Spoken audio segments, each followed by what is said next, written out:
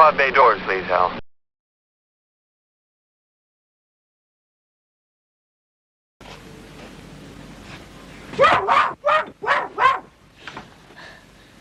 Jag ska berätta allt. När hon orkar ska jag berätta allt.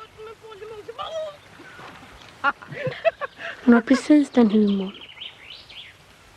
Historier ur livet, det är sånt hon gillar. Upp nu! Fan, man försov inte dig. Det är inte så farligt om man tänker efter. Det kunde ha varit värre. Tänk bara så hemskt det slutar för den där grabben som fick fara ända till Boston. Bara för att få en ny njure. Han blev berömd och kom i varenda tidning. Men dog ändå. Ingmar! Det är viktigt att man jämför. Så, ja, det är bra! Det är bra! Klistra! Ja! Fint fotarbete! Kom igen, Ingmar! Ja, bra! Mina damer och herrar, en lek med döden.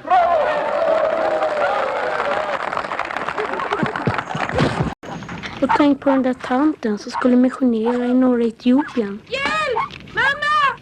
Och henne bankade de ihjäl med träklubbor. Mitt i en predikan.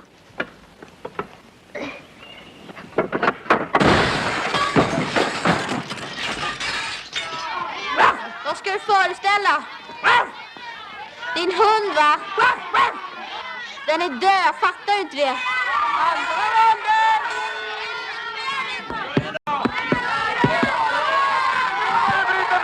Vi har fått en svensk världsmästare, Ingmar Johansson. Heja Sverige! Hej då, Johan! Och tänk på Laika. Den där rymdhunden. Henne skickade de iväg med rymdraket och lät henne svälta ihjäl. De hade inte ens rätt att skicka med tillräckligt med käk. Jag har faktiskt haft tur. Om man jämför.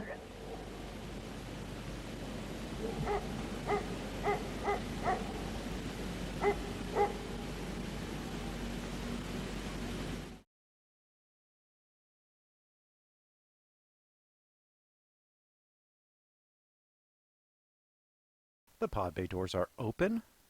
Thank you very much for joining us once again. I'm your host, Doug Heller, film critic and film historian for TalkMovieToMe.com. Here, as always,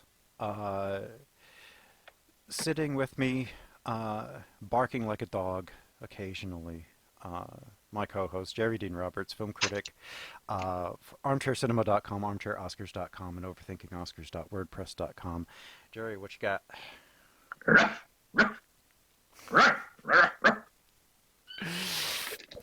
Today, we are talking about one of my dearly beloved favorites, my Lasse Halllstrom's 1985 film and only really good film, My Life as a Dog. His last film before he headed for America. Right, so his last good film, and I have to say, now you had not seen this. I've seen this 5, 6, 7 times. But I have heard of this. I know, because I've been telling you about it for 3 years. No, well, probably since it came out. So probably since it came out, I've heard of it. I've just never seen it. There's another film, and I can't remember the name of it, but it's about a nuclear holocaust. And it's a dog and his boy. A boy and his dog? Yeah, a boy and his dog. Yeah, that's I kept confusing the two. Oh, they are very, very different. Yeah, I didn't know which movie was which. But this movie, I'm gonna give you my kind of take on this. Yeah. I had never seen this. When I got to the beginning of this movie, I'm going to say the first 10 minutes, I was about as irritated as I could be. Because it's about these two brothers, and basically the older brother tortures his younger brother with these weird shenanigans, once with a bottle and once with a BB gun, and I thought that was going to be the whole movie, and I'm like, okay, Please, this is... Would I have been that happy about it if that were the whole movie? And there's a whole... that's why I stuck with it, because I'm thinking, there's a lot of screaming, there's a lot of shenanigans going on, and I'm just like, okay. And then somewhere, probably about the time they got to the soccer game, I think the movie calmed down a little bit, and I started to realize exactly what the movie was trying to do. Right. Once they split the boys up, and Ingmar, Which is a good move, yes, to be honest. And because Ingmar The kid. the kid, played by Anton Glanzelius, who acted in like... It's a 3 Swedish other film, by things. the way. Yeah, very Swedish.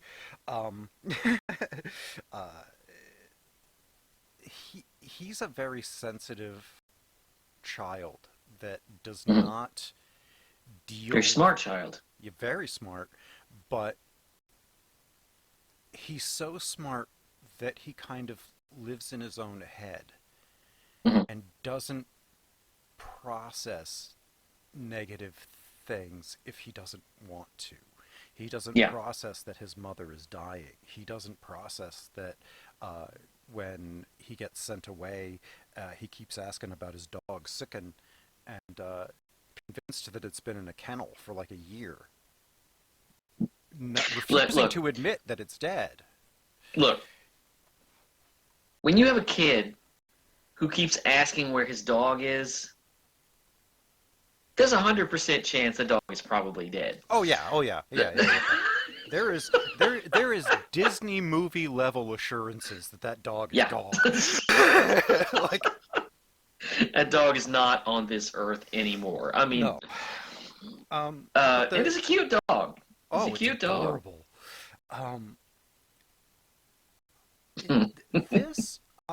So basically what happens is Ingmar's mother is dying. I want to say it's tuberculosis because it's the late 50s, very, very... Oh, and it's so sad because he thinks, well, I get sick and I take something and in a couple of days I'm back on my feet. Mm-hmm. But she's gotten sick and she's not getting any better. She's coughing, she's losing weight. Mm-hmm. So he's confused about this. Yeah. I'm thinking it's either cancer or TB, but they never actually say. I think she's got TB because she's coughing an awful lot. Yeah. I don't know if because she keeps coughing. I don't know if she was coughing on blood, but she was coughing an awful lot. Mm-hmm. But they're driving her crazy. Right, because she's sick and she's trying to manage these two boys by herself. Her husband, now they say he's in Ecuador or something loading bananas. Doing this work somewhere else. The only confirmation of that is like the lawyer guy that helps them. Yeah. The mother, his wife is like, well, why can't the father come? And he's like, well, he's halfway across the world. Even if we called him now, even if we could get in touch with him, it would take from days, weeks, months for him to get there. I'm reasonably convinced that the father's gone too. He's either dead or just not coming back. Right. Or he's right. just abandoned the family. Like he's abandoned it, and she's decided to say, well, he's off in Ecuador lifting bananas, loading bananas, and maybe he sends money out to them for the kids. He's out of town. Right. It's like, one of those situations where, Dad's out of town. So these two boys are a handful. Honestly, they're a handful, but they're just normal little boys. They're just getting into the normal things. I don't know. When he breaks a bottle on his brother's penis, that's kind of... Well, that was different because... And when he shoots his brother with a pellet gun several times. Yeah, well, no, that was on purpose. Yeah, no, that I mean, they're I kept wanting to break brothers. I kept wanting to break that pellet gun in half because he has that pellet gun way late into the movie. Oh yeah. I mean, Oh yeah, yeah. shooting at the neighbor kids with it. Well, when they're gathered around outside the house when the mother gets taken to the hospital for the last time, he wants them to leave. Yeah. I love Yeah. how he's like, "Damn kids, get off my lawn!" You're 12. You know what's funny is as I watched this, I kept thinking of one of my favorite films that we've talked about on this show, which was Amarcord, Mm-hmm. which is another story about a kid at a specific time, at a specific place, surrounded by all of these colorful people. Everybody's different. I have a thing for coming of age films. Yes. Apparently. Except I like coming of age films when they're not like it was the summer and after that nothing would ever be the same. Yeah. That is one of the stupidest cliches. I hate that. So the mother they pretty much decide to send the boys out to relatives for a summer. Yeah. To give the mother time to rest by herself and not have to be worried about the boys. Right. The older brother, Mm-hmm. I can never remember his name. It was probably healthier that the older brother got out of his orbit because once he Right. did, I think Ingmar kind of had a had an easier time because he Yeah. goes to live with the aunt and the uncle. His mother's brother, yeah, his uncle. Right. And living there too is the brother's wife and the brother's mother and father-in-law. And this dying old man upstairs who The dying old man gets downstairs is her father. That's Yeah. that woman's husband, who Yeah. and she calls her mom. So that's her father. that gets Ingmar to read to him The underwear section. from the underwear section of the catalog. Because he's a horny old man. Everybody's horny in this movie. Everybody. That's why I kept thinking of Amarcord. Oh yeah. Yeah. But just that and then you've got the uncle who's puts him on a project. They're going to build this little sort of gazebo house Yeah, outside. This little hut. Yeah. His name is Gunnar, played by Thomas von Bromsten. And he is obsessed. He is absolutely obsessed with "I've Got a Lovely Bunch of Coconuts." Yeah. He's got this phonograph record, and he keeps playing it over and over, and it drives the wife crazy. Until finally, near the end, there's that boxing match. He's outside hammering, and she's like, "Come on, the match is coming on," and he flings the hammer, and it shatters the record. And he looks at it, and he's like, "Oh, well, boxing." Yeah. And he runs into the house. And Yeah, it's the movie ends with this the boxing match, the Jorgensen versus Patterson, which was a big deal. Which they've been playing out throughout the film. Right, because it's on its way, and they're right. So the kids are inspired, and it's kind of there's a girl that becomes like his best friend. Oh my God, that girl! Let me tell you Saga. something. Let me tell you what happened to me while I was watching the movie. There's a scene where they're playing with each other, and they roll around, and they're sort of on top of each other, and there's a look on her face where you get the sense that it's the first time that she's ever maybe had this kind of feeling before. I thought this was a boy. Oh. Because she has very short hair. She's not developed yet, which they talk about that. She was trying to pass as a boy. Right. But if you're watching, and I don't think I noticed this right away, but they're at that first soccer match, and the first time Ingmar sees him, he is there with his other friend, Mon. And Mane says, "Oh, look at her. Doesn't she?" He's like, "That's a girl," and he's like, "Yeah, yeah. Not Yeah. too many people know it, but yeah." So he knew right away. Yeah. But I missed that. yeah, And I thought that when she stood, I thought it was, she started kissing him, and he like pushes her off, like, well, I thought maybe, because I thought it was a boy, I thought maybe there's a sense of budding homosexuality, and then later on they're alone, and it's like, oh, it's a girl, okay, mm-hmm. because she starts talking about her developing chest and all this. Yeah. I was like, oh, okay. Yeah, and So he decides to help her conceal it. Shakespeare in Love style, Mm. wrapping up her chest, and I love that. As time goes on, it's getting more and more difficult to hide.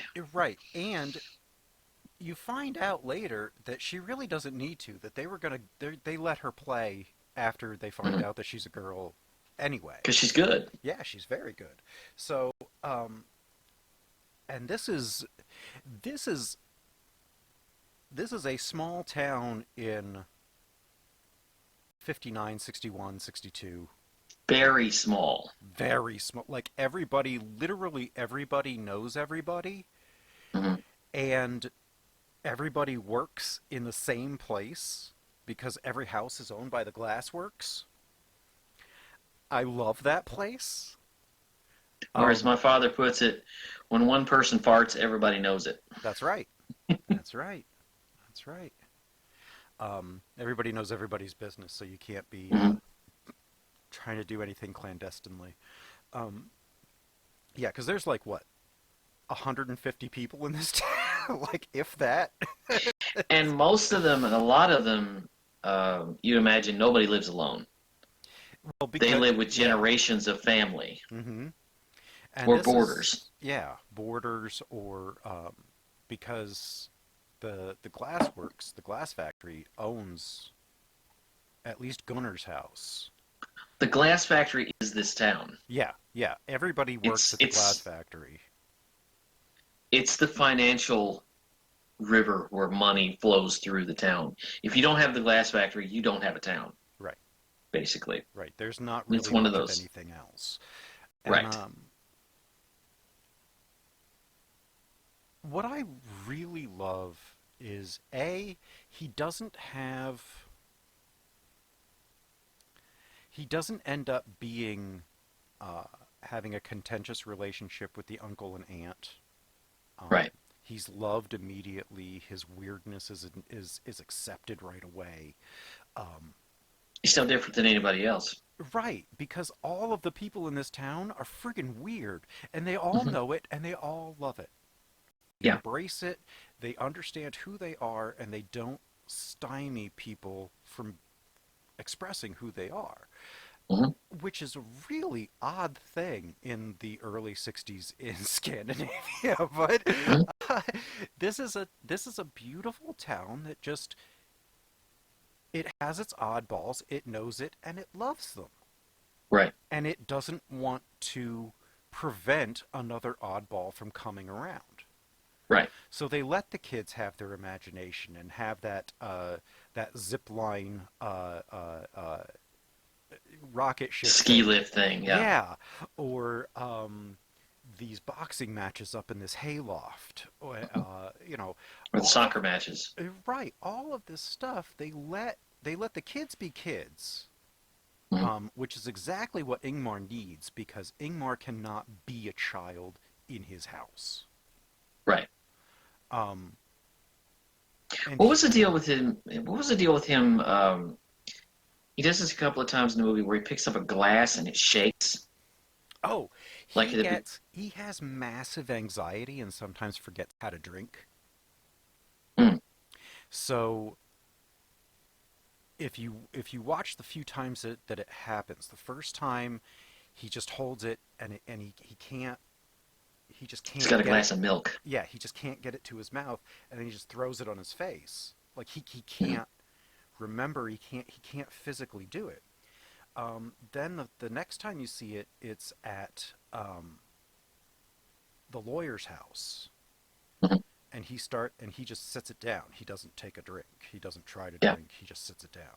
Same thing happens at the uncle's, and when he's at that birthday party, he starts to notice it. He just gets up and walks away, Mhm. goes up the stairs, and then starts drinking because he's out of that There's anxious nobody looking at environment. him. Right. It's an anxiety. It's a massive anxiety. This is the point. This is the point also where he has two girls that are fighting over him. One is the Literally, birthday girl, literally and punching each other over. the other is the girl we were talking about earlier. Who has not yet been revealed as a girl, I believe. I've never had this problem. Two girls When who I was liked m- me, it was when two I was girls who liked much me at the younger. same time. When I was I much never younger, had it that did. problem. Yeah. Well, it happened to me once when I was in like kindergarten. No, well, that's more than me because I never had this problem.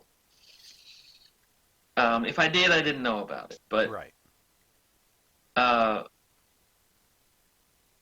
that's a weird scene too because she takes him upstairs.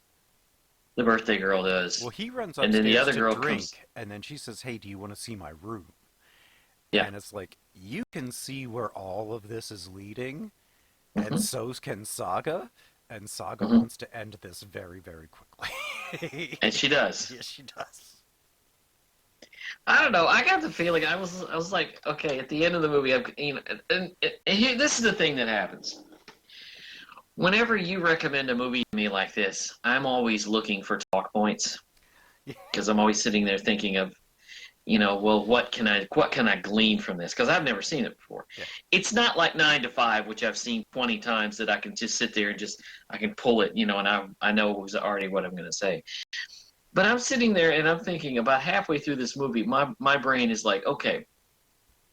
And it was about the time that he pretends to be a dog. The first time? The first, yeah, it was about that time. His I uncle, kept okay. thinking to myself, okay, when this kid gets older, he's going to do one of two things. He's either going to be a writer or a serial killer. If I had to guess, My money's on Ryder, but or just generally henpecked. yeah. And I kept thinking, yeah, it's going to be one. He can easily go in an unhealthy direction. And I think if he'd have stayed at home, it probably would have been a very unhealthy direction that he would have Right. gone in. But after the summer, he and the brother go back for the sum total of about a minute and a half. Were you surprised the brother got taller? There's a scene where he's at the end of the table and he stands up and he's like a foot taller. Well, it's been 6 months. He's in puberty. But I mean, I'm wondering if Lasse Halllstrom just didn't film the actor for a long time That's a problem. and then caught back up with him. Because when he stands up, I don't know if it's the camera angle or what, but he's a lot taller. So the mother, after they're home for like a few weeks, takes a turn for the worse and gets taken to the hospital. Mhm. And then dies. Yeah. So Ingmar is sent back to Gunnar. Yeah, when a kid has a sick parent and someone says to them, "Can I talk to you for a minute?" Yeah, they're gone. They're Yeah, alone. that's Can I see yeah. you for a moment? Alone? Alone. Oh hell. Yeah. So That's not to give you an update on her condition. yeah, no. So he goes back really to the place where he should have always been. Yeah. This little town is perfect for him. Mhm. He's a goof. Everybody in the town is a goof. He's Eccentric. yeah. I mean, I love that there's a local artist, and he wants to make this sculpture featuring really the prettiest girl in the town. He wants to see her naked, Yeah, basically. pretty much. And so, from every angle imaginable, Yeah. and he gets it. And then Ingmar starts to get curious, but he's trying to see. Through the skylight. Yeah, well, no, he's trying to see out over on the side because she has him there to make sure everything stays professional. She has the kid there so that he doesn't try to rape her. Right. Smart move. Which, based on the part. positions that she's in, he probably easily could have done. Right. So, after a little while, he's doing this every day for like a couple weeks, I think. And see, he goes up and he tries to get in through the sky and falls through the skylight onto the mattress that she was laying on. And cuts himself. A lot. He's lucky. But they're not mad at him. No, they're very gentle to him. And she's like, "Oh, I didn't know you were that curious." It's like, this reaction is how people should react to things like that. Instead of... Not screaming at him, not mad. Yeah. He doesn't... This town lowers his anxiety level exponentially to the point where he can be a functional person. There is a way of dealing with this. I've always been curious. I'm not a parent, but I've always been curious about how during this particular point in a child's life, especially a male, when you sense that there is a sexual curiosity and you don't want to pounce on it because it can be psychologically damaging. And I thought about this when with their reaction to what he does, with the skylight.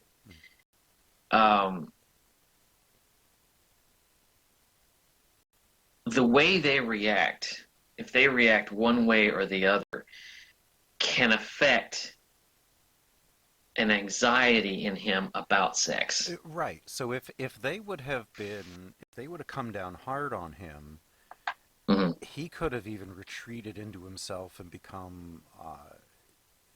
He might not really talk to people. He could, he could be very, very introverted as a result of this. Like. Feeling that he's, ashamed and that he's dirty or something. And they never do that.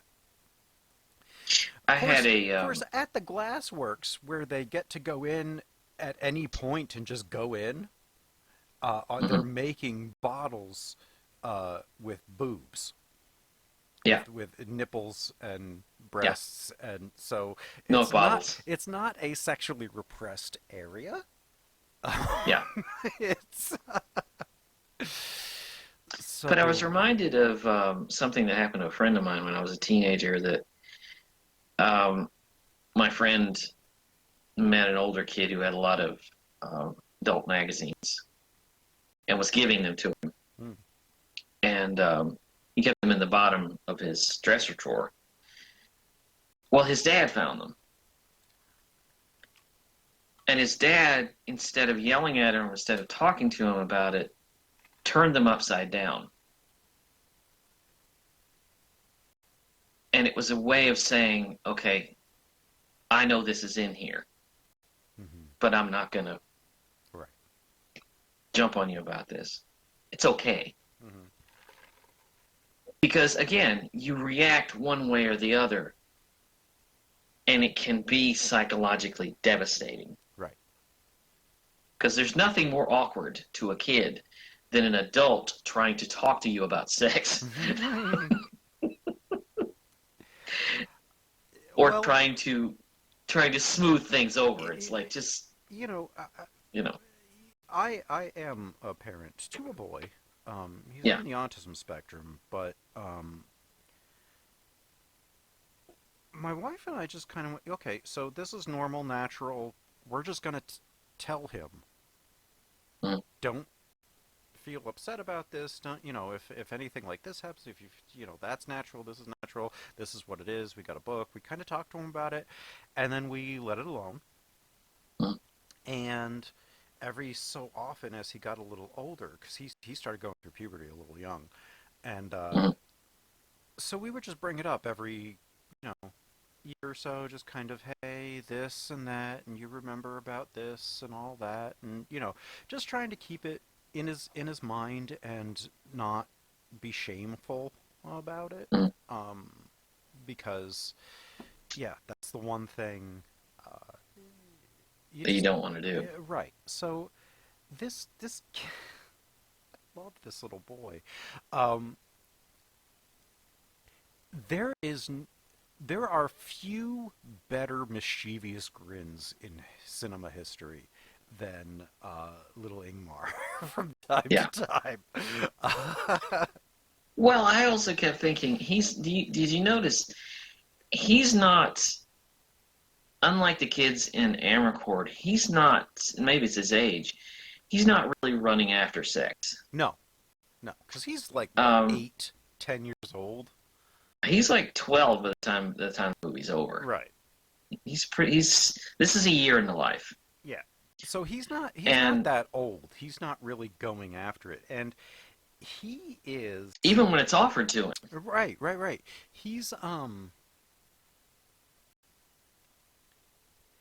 He's the kind of kid that just doesn't think in that way. Mhm. It's just he's more interested in people and kind of learning, and he's not really obsessed with that. That's not the thing on his mind. He's busy thinking about the Russian space dog and Mhm. not Leica. yeah, Leica, and not trying to go after these girls. And he gets a girl in every town he's in. Like, he's got the one girlfriend at home, or friend that they do like a weird blood thing that they say that they're married. Mhm. And then when he goes to live with his uncle, then he gets Saga and the other girl.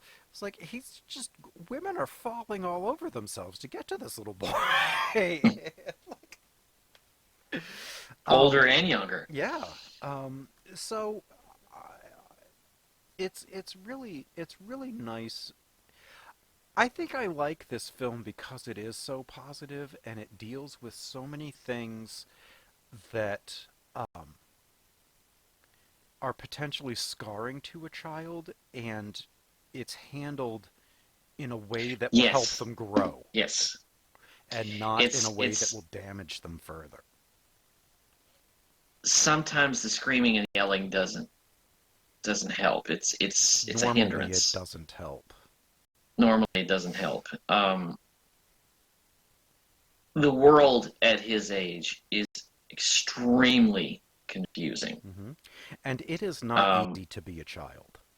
No, it is not easy to be a child. Everybody expects you to be an adult, a short adult, and you're not there.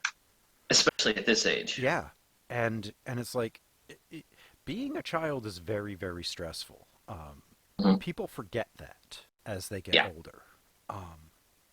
And when you have a disability, Uh-huh. when you have a hindrance, I have a learning disability. And I can tell you this, especially, now it may be different now, but when I was a kid, nobody wants to deal with that. It's a lot different now. My son's on the autism spectrum, and so it's handled very, very differently now. Yeah. Well, I had a very difficult time myself because I have a comprehension problem, and I have ADD, which at the time was not really recognized. And so when you're kind of on the outset, nobody wants to deal with it. Right. So you're viewed as a problem, Mm-hmm. and it's easier to mark you as lazy. Yeah. And it's easier, when you're, because every kid I don't care who you are. Every kid has a special need. Yeah. Because they're children and they don't know. Because they're children. They- They're not a collective. Children are not a collective. Right, and they don't. There's not like some. There's that whole theory about shared history and all of this, just shared knowledge. That doesn't kick in until later. Right. When you say everybody knows this, a 5-year-old doesn't. Some people may not. Yeah. What stands out to you isn't necessarily going to stand out to someone else. Right. And the way you learn is different than everybody else. Exactly. So this film, I think, I saw this first when I was about 16 or 17 years old. Mm. Not that far outside the age that this is kind of playing to. And then I've seen it over the course of multiple times over the course of the last 25 years. Yeah. And every time I see it, it gets a little different.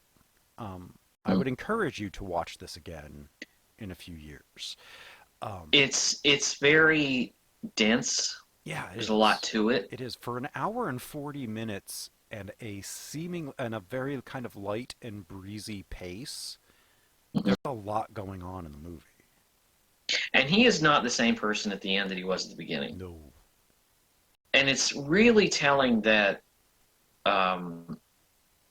your experience and your environment are very crucial to your development.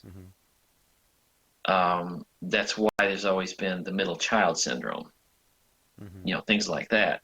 Where a certain, some children need more attention than others. And when you're the focus of attention, then all of a sudden you're not. It can be devastating. And a kid can lash out. Right. Like Ingmar is used to being kind of the favored child because he's goofy and the mom likes to, laugh and play with him and stuff like that. He reads and she reads and, but when her illness is the focus and he is not, he doesn't know how to handle that. Right. Because again, he thinks when I get sick, I'm well in a couple of days. Right. She's got an illness that's going on and on and on and on and on, and it's not getting any better. She's losing weight. She's getting a ragged cough. She's in bed all the time, and it's not doing, illnesses. It's not the same, for him, and it's like he's noticed that. Right. And it's always Ingmar that gets in trouble. Yeah. The brother points the BB gun at the dog, threatens to shoot it. Ingmar rips the gun away from being pointed at Sicken, and they're wrestling. He's just trying to make sure the dog doesn't get hurt, and he gets blamed for all of it. Right.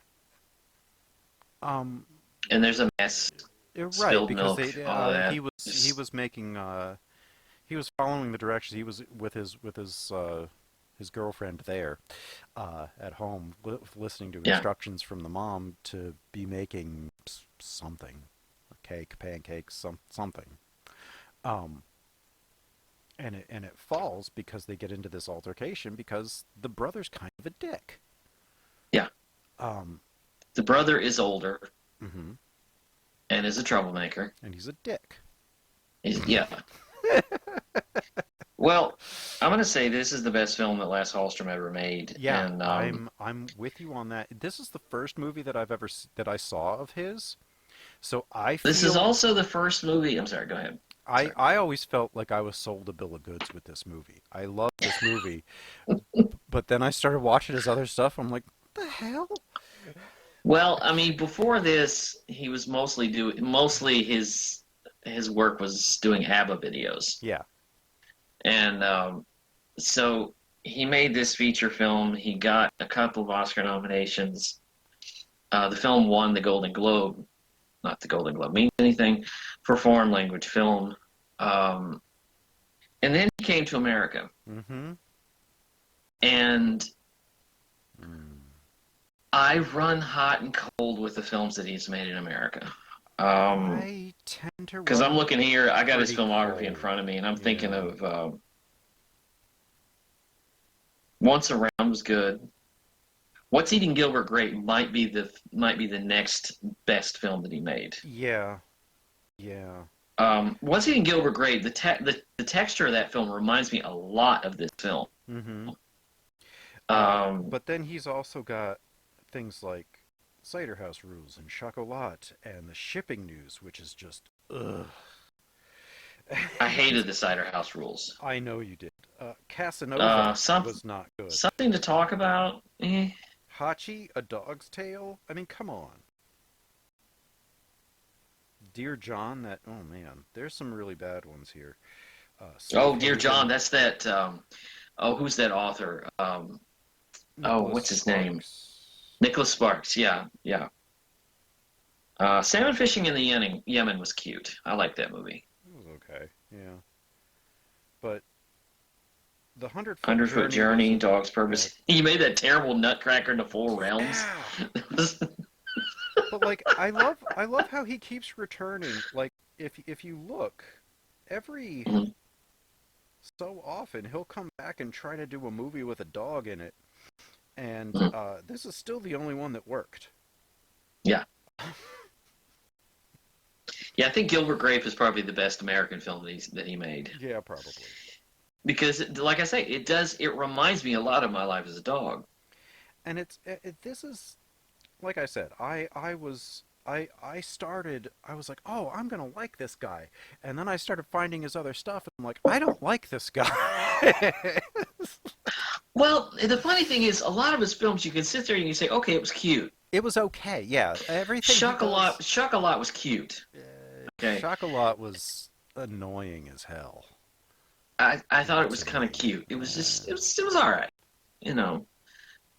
Why it got an Oscar nomination for Best Picture, I don't know. Why it got any Oscar nominations, I don't. Other than Weinstein's Oscar campaign, there's no other reason that should have gotten any kind of notice. But yeah, he's not my favorite filmmaker of all time, but I do like this very much. This is a marvelous little film, and like I was telling you before, you are the first person that I've ever recommended this to that I know for sure has actually watched it. No, I'll get to it. Well, because I've brought it up over the years, and it's usually like a throwaway. Oh, My Life as a Dog, I love that. Oh, okay. And they never look into it. They never do anything with it. So I'm glad that I finally got somebody to watch this because I love this. I love this little movie so much, disproportionately. I don't know why I love it so much, but I do. I had a weird experience with this movie because I knew that I knew that we were coming up fast on this episode. It's on HBO Max, by the way. That's how it got into the rotation because it's apparently impossible to get from Netflix DVDs. Sometimes, despite the availability of a lot of films through streaming, through Netflix, through all that stuff, some movies are just really hard to find. Yeah, and you and I seem to only want to talk about those. But let me put it this way. When you type a movie into the Just Streaming website, and the Just Streaming website has never heard of it, that's when you know it's kind of remote. Or when you type it into Netflix, and Netflix has never heard of it, that's when you know it's pretty remote. Didn't that happen to you with Pale Flower? It did. It did. And it's happened to me. I've been trying to. There's a George C. Scott movie called The Hospital. Oh, I love that movie. It's Just Streaming. He's never heard of it. Patty Chayefsky wrote it. That's a really good movie from like '71. Yeah. I loved that movie. And I can't find it anywhere. I don't know how I even saw it. But I saw that back in the early 2000s. I somehow found it somewhere. brilliant. I may little have rented picture. it from a video store. I think I may have as well. But yeah, no, that is a very it's in the National Film Registry, but it Hmm. is impossible to find. Right, Um, right. yeah, It's a hell of a good movie. yeah, oh yeah, I have a tendency apparently to pick these that you can't find anywhere that are sitting on my shelf on my movie shelves that I just go up and I'm like, oh, I really want to talk about this. I love this one, and I pull it down and you're like, Well, what so the when hell we is that? schedule it, we usually try to find something that is at least available. Yeah. I mean, even if you have to toss $3 to Amazon to watch it. Hmm. But watching this, I had a weird experience because I had a really crappy day, Mm. and I came home and I thought, okay, well, I might as well get started because the episode's coming up. I got to, and I watched the first 5 minutes of it, and I got so irritated. I was like, because the first 5 minutes of it are a little tough It's jarring because that's when yeah, it was just not a good day to start this movie. right. But I went back and I thought, okay, it's for the show, so I'm gonna keep going. It did get better. It did get better Much. because it was a lot. The first few minutes of this movie are a lot of the two kids getting in these shenanigans and a lot of screaming and a lot of it was just it was like my head couldn't take it. Yeah. But once you get past that, Yeah, yeah. I think for me the best companion piece for this, and this is probably going to be one of those obscure items. It's called Leolo from the Leolo, early yeah. '90s. Brilliant, brilliant little film. Mhm. Very much in this same vein. Um, '92. Um, Yeah. Excellent, excellent little film. Um, It is a great film. yeah. Um, if I can find it, I wouldn't be opposed to doing that as an episode either. If you also want another movie that I think a nice coming of age kind of thing, really from around the same time, it's a film by Terrence Davies called The Long Day Closes, Hmm. which is about a kid growing up and the things that he sees affects the man he will become. Hmm. And it's right around the same time as Leo. Hmm. And it's a really, really good movie. We should put it on this show sometime. Yeah. I But yeah, watching Leolo reminded me of this way back when I actually got Amarcord is a good one too. Amarcord. I there's a lot out there that are really good. And they're usually not American. So- Here's the funny thing. We talked about Amarcord a couple of years ago. Yeah. I am afraid to go back to Fellini but because we're I gonna love have Amarcord so much. Because I love Amarcord so much. Yeah, but my But next I know pick, that I'm not going to have. my next I know pick that is I'm not also- going to have another experience with Fellini like that. not like that. But you haven't seen Lestrada, have you? I have not seen Lestrada. I've that's seen next. a couple of his films. That's The last one I saw was it was a movie he made in '84. I can't remember the title of it. It takes place on a cruise ship, and isn't that the Fred and I Ginger think it's one? called No, Yeah, it's that was like 85. the ship sails on or something yeah, like yeah, that. yeah, It was yeah, not yeah. very good. Oh, It was not very good. I think Roger Ebert put that in his great movies. Yeah, But yeah, yes, I didn't my like that one. next week, we're doing your next pick, which is Resurrection, which is an equally ridiculously hard movie to find because nobody Not remembers really. that it got made. Not really, because it's so obscure that it's streaming free on YouTube. And then the next week we're going back to Fellini. We're doing Lestrada, which Mhm. is something that I have wanted to get back to for Anthony over Quinn in a 20 good years. movie. Yeah.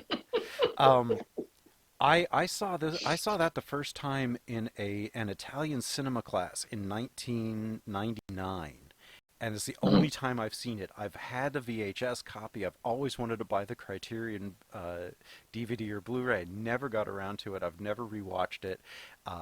So we're doing Lestrada, damn it. it's I actually think that it might be Fellini's best film, even though I love Amarcord so much. Yeah. Lestrada might actually be his better film. But maybe not. We'll see. I'm so proud. I'm so proud of my selections for April. Because I have chosen Jesus and Star Trek. Yeah.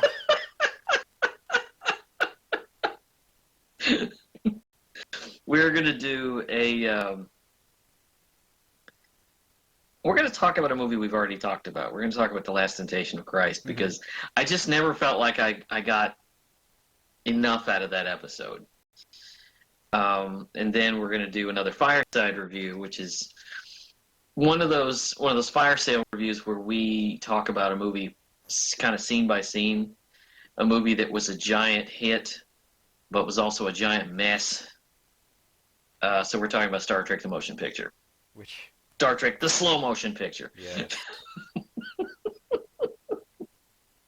I'm looking forward to that. Yeah, I mean, yeah, and then in my picks in April are anti-upper class picks. They're two social comedies that skewer the rich. One is Louis Buñuel's The Exterminating Angel, and the other is Jean Renoir's The Rules of the Game. Is that the one with Peter O'Toole? No. What am I thinking of? You're thinking of The Ruling Class. I'm thinking of The Ruling Class, yeah. Which is amazing, and you want a Jesus movie to offset Last Temptation of Christ, that would be your one. I love that movie. All right, I think that about wraps it up here for us. We've got some interesting stuff coming up, and I'm looking very forward to it. You can find all of our back episodes at the podbaydorspodcast.wordpress.com. You can listen to us on iTunes and YouTube. Hit the like, subscribe, and enable the notifications. You can find us on Twitter at pod_bay. You can find us on Patreon with the same handle. We thank you very much for listening, and the Pod Bay doors are now closed. The mission has been completed.